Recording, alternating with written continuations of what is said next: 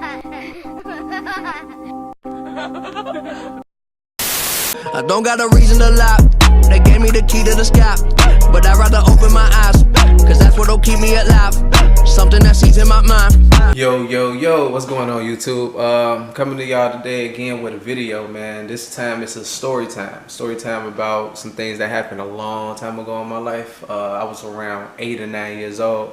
But let me give y'all a little more backstory about like my family and situation, because they was involved too. So basically, I got 3 brothers and 1 sister, and we were living at my grandmother's house because another situation happened with my other house. That's another story time I can, you know, maybe talk to you guys about. But it was all 5 of us living there: my mom, my dad, and my grandma. So we all living in this house in my old neighborhood that I grew up in. So it's a 2-story house, you can say. So it's a regular size house. It got 2 floors, but it separates because you got a kitchen upstairs and a kitchen downstairs. So it's like 2 different units, but it's literally shaped like a house. It's not shaped like an apartment. Got the peak house. So yeah, so basically it's a house like that. So the separate area nobody really lived in. Nobody ever lived in, from what I've known.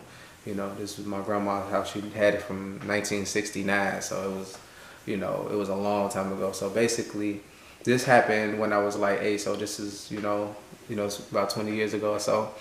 And basically the situation was, we found a Ouija board upstairs in this house. And when I went upstairs, you know, a few other times I never really paid attention. So we just went up there. Sometimes it's just, you know, when everybody left, we'd just kind of sneak up there, look around. You know how it is. You don't know what's going on. So you're just like, okay, I'm gonna just go up here and check stuff out. So that's how we got curious about, you know, more stuff about up there, because it was really old looking. Like, you know, it was not somewhere you would want to live. It was like separate from the floor, of course, that we were living on. So we went up there and we seen a Ouija board. And, you know, I got 2 older brothers. They, you know, some years older than me. It's about 7, 8 years older than me. And these 2 brothers in particular were kind of, you know, hyped about it. I'm young, and I, you know, might have heard slight things about it. It's kind of nervous, you know. Anybody would be nervous if it comes to something that's, you know, the supernatural world. So basically we were all curious about it. I don't know who all was in the game. That's the only thing that I can't really remember at this time, you know, telling this story, is that I don't know if it was all of us on there, but I know it was a few of us. I know it was more than 2. And yeah, so we all decided to play the game. Nobody wasn't there, just us, the kids, is there. My grandma was gone, mom and dad was gone. So we all started the game. We just asking this question like, what do you want us to know? Like, is it a message that you want to tell us? And it was real creepy. Like, I don't know if you guys have this feeling, but when you kind of nervous, so I had like this weird gut feeling like something's wrong every time I was doing it, because it's actually moving on its own. It's real.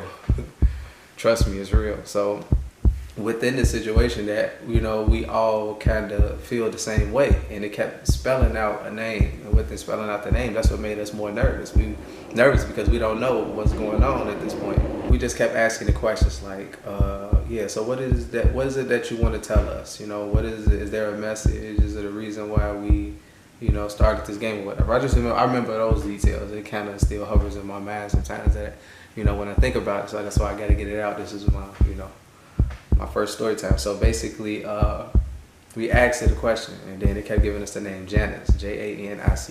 So with the name Janice, I just want to break down that. So like I said, I was around 8 or 9 at this time. So I say about a few years later, we would start going like outside, going further around in the neighborhood. And when we started going around in the neighborhood, we would, like, you know, meet different people or stuff like that. So we had this candy store in particular around the corner, and we go around the corner, this candy store named Charlie's. You know, the people from my neighborhood remember Charlie's. You know, the guy that's an older guy that worked in the store, but also it was somebody else in that, and her name was Janice. So we didn't know. We just know the candy lady was in there, is either Charlie or Janice, and I didn't even know Janice was a part of my family. You know, and this is, like I said, a few years later. I ain't put 2 and 2 together till, like, you know, much later. But basically, you know, I just want to give the backstory on the Janice name, and I felt like, I don't know if it's connected or anything like that, but yeah, it was just kind of odd. Like a few years later, we meet our cousin named Janice, you know, and yeah, it was just one of those situations, you know.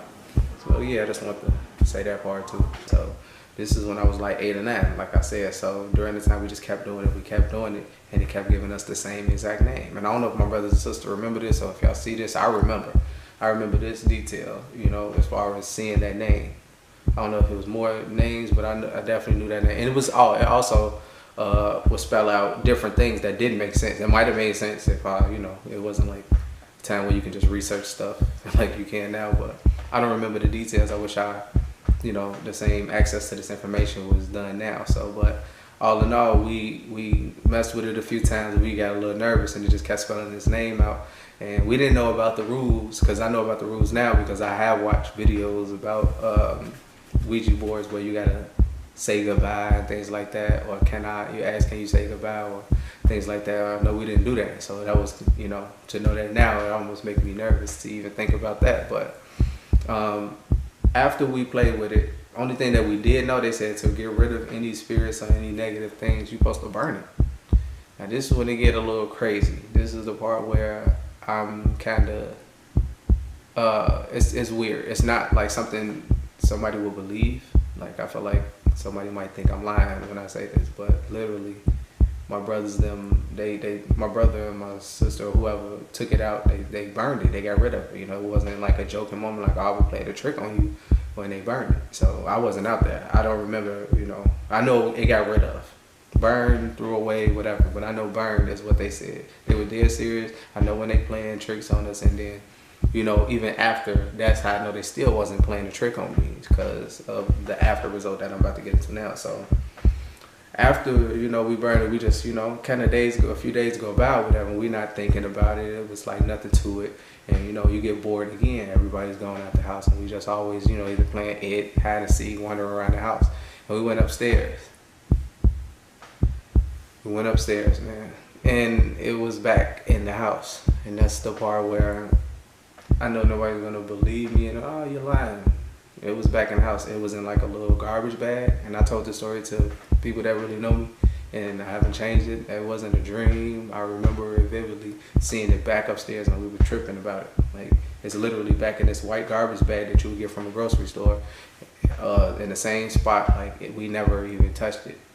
So we asked my grandma about it, and she was like, oh, no, I don't mess with that. And she's the type to walk around the house and sing gospel songs and, hum music. I always want to, do good things. She never came off in a way of like, oh, let me go buy a Ouija board ever. That just wasn't any vibe that I got from that. So yeah, during the situation, it was just, that's what creeped me out the most. That's why I remember the story so vivid, because it was like, yeah, it's back in the same place. And it was no way it could be explained. My residents, oh, and then their reaction, made me know it wasn't a joke. Their reaction is, hey, we got to talk to somebody that knows something about the Ouija board, because if it's back in, it was real panicky, because they played tricks on us, they did all of that, but to this day, we never talked about it, like recently or in the last bunch of years. I don't even know if it ever came up, but it always reoccurred in my head. Sometimes I have dreams about it, sometimes I see videos about it, and I still wonder, like, how did that get back up there? So that's what made this story a little bit crazy for me, and I know it's, different experiences people have. It can be stuff moving and things like that. A lot of other experiences happen, and I would part 2 this video about the things that I felt was connected to it, because I never had these crazy experiences, and then they do get creepy, supernatural, and weird energy. It happens. I noticed it happens, after that, and that's all I thought about. Like, ever since we did that, this is what's been happening afterwards. So, it's gonna be a part 2 to this. So let me get about, let's say about 20 likes, and I'll drop y'all a part 2 soon. As soon as y'all get that, I'm gonna drop it. Stay consistent, and I appreciate y'all rocking with me. Let me get some love in the comment section. Let me know what y'all think. If y'all got any questions, I answer, I respond.